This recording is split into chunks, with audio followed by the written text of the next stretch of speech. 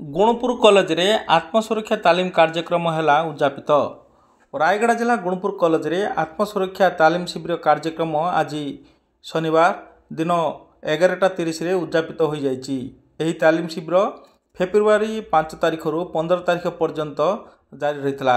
एही तालीम शिविर रे तालीम प्राप्त मास्टर ट्रेनर भावे विमला जना जोग देथिले एवं +3 स्नातक विभाग विज्ञान कला वाणिज्य विभाग छात्री मानू ये आत्मसुरक्षा तालीम देथिले।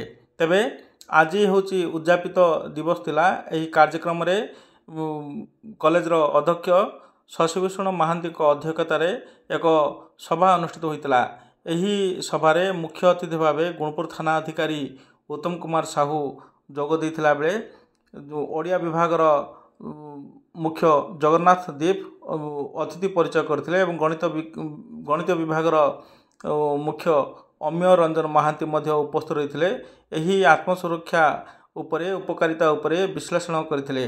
तेबे एही विभाग स्नातक विभाग छात्री माने एथिरे जोग देथिले एवं समस्ते किपरि निजको आत्मसुरक्षा करि परिबे एनै अध्यक्ष छात्री मानू आत्मसुरक्षा तालीम उपर गुरुत्व संपर्क आलोकपात करथिले।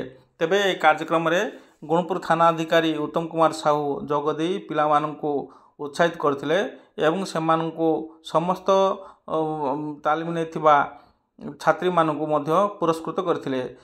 परिशेष रे समस्त कॉलेज अध्यापिका एवं अध्यापक माने उपस्थित रही समस्त को धन्यवाद अर्पण करथिले एवं पिला माने एही बेली आत्मसुरक्षा शिखिबा जरूरी अटे बोली मध्य एठारे मत प्रकाश पाइथिला।